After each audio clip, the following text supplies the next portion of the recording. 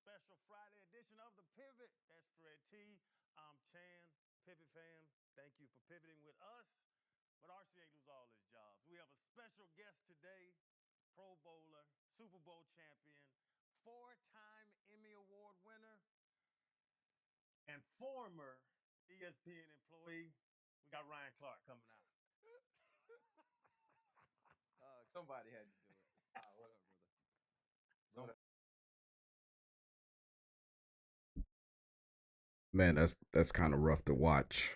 Um, this is rough to watch. Um, it's kind of one of those things where you got to laugh to keep from crying. Um,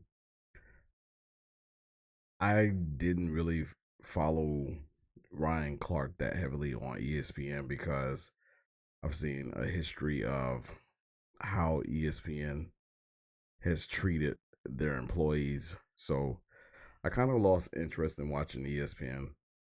Um, this is yet another reason why um I just stopped caring about all of the shows that I used to watch on ESPN. Um, if you have been following this whole Ryan Clark saga, this is pretty sad to see um a black man go through what he is going through in a way that they quote unquote laid him off, but that's just their word, their term for firing. But let's continue. Somebody had to do it. Hey, RC, you know how I always ask a guest, what's their biggest pivot, right? Yeah, I think this is the biggest pivot. for sure. I For think sure. I think I'll look at it in 5 years, and if I was sitting down with Ryan Clark, Channing Crowder, and Fred Taylor, that would be the answer. Now, what happens from now is like the rest of the story, but I think the moment would be this moment. You good? No, no, I joke about it, but you know what I'm saying? Yeah. It's a serious situation. I think, I'm definitely okay, but I feel for the other people who are going through this with me. Um, Carl Ravage been there 33 years. Charles Davis, one of the best men in the business, along with best analyst. Bart Scott, Cam Newton, Tom Pelissero, and like countless other behind the scenes people. And you think, what I learned about ESPN is so many people who worked there grew up close to ESPN. So they grew up with a dream of being there and being able to work behind the scenes and create these stories and tell this story. And now their job is gone. All right, so um, of course I'm not going to sit here and play the whole thing. I'm definitely going to provide a link for you to go and watch the whole podcast. Definitely was a great watch. Um, I just was really touched and affected by watching some parts of this. I'm gonna move forward into um some parts that really got to me. You see the energy in the beginning, you see how things really were. Um, these guys really tried to, you know, just try to make it a safe place, so to speak, for Ryan, and it was definitely good to see them provide him this safe space. Um, I'm gonna move forward into a particular part that kind of caught my attention. I told him, show it. Show him that he celebrated. Show him that I walked away. Show him that I was a 46-year-old man that said the F word from 15 feet away from somebody. But me and Peter talked. Yeah. Me and Peter fixed that. Me and Peter had the conversation. Me and Peter moved on from it, right? And what I wanted to do from him from that point on, because I heard what he said, I never wanted to make him feel that way, whether intentionally or unintentionally.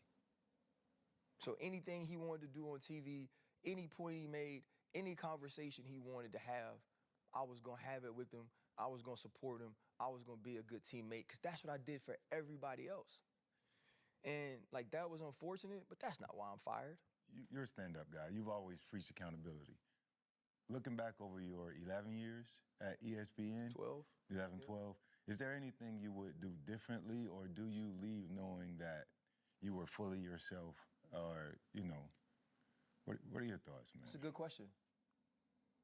It depends on when you ask me. You know? Like you asked me,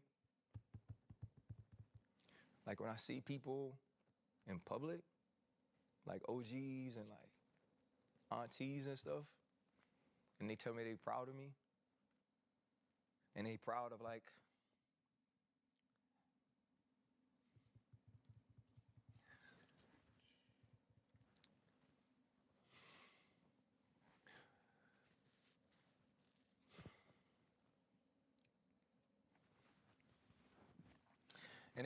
the way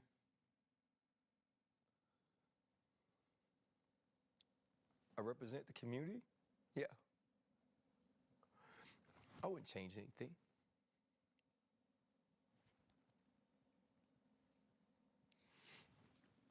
Because that means the world to me.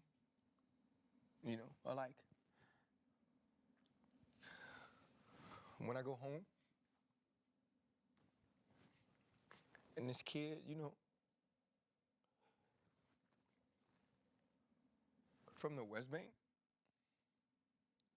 is like so accepted in New Orleans now. Like I wouldn't change that. Never. Like all I ever wanted to do was be accepted. And want it. So yeah, like that, I wouldn't change. If you ask me, probably the first like Monday of football, when all my friends get to do something like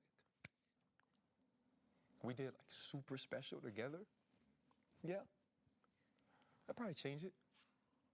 I'd probably work harder to like be who they wanted me to be, or like build relationships with like bosses or executives, because like it's just a relationship game. Because like I just see these people on TV who like aren't better than me, but I know I've never been at the tables they've been accepted at. So yeah, there's some things I think I would do differently because I feel like I let them win. I feel like there's a group of people, a faction of individuals who wanted to like devalue my voice, who wanted to take away my platform. I feel like I let them win. That is truly the story of the typical black man's life in the workplace, the politics that we deal with, battling the company itself, battling the just it's so much. And this is a case of where they really just were looking for a reason, just looking for a reason to get this man up out of there, and they got him up out of there. And that's pretty much how that goes. I'm going to provide a link so you can go back and watch this whole thing. It's about 50 minutes. That's just one of the parts that caught my attention the most.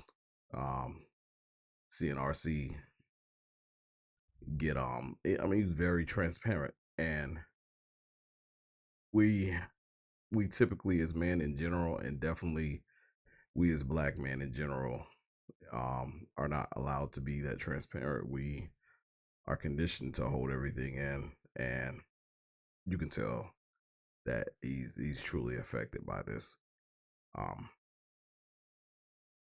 Once again, I'm going to provide the link. Make sure you go check it out. That is the Pivot Podcast. This is DJ TTM, and this is ATS Radio, ATS Podcast, and we out.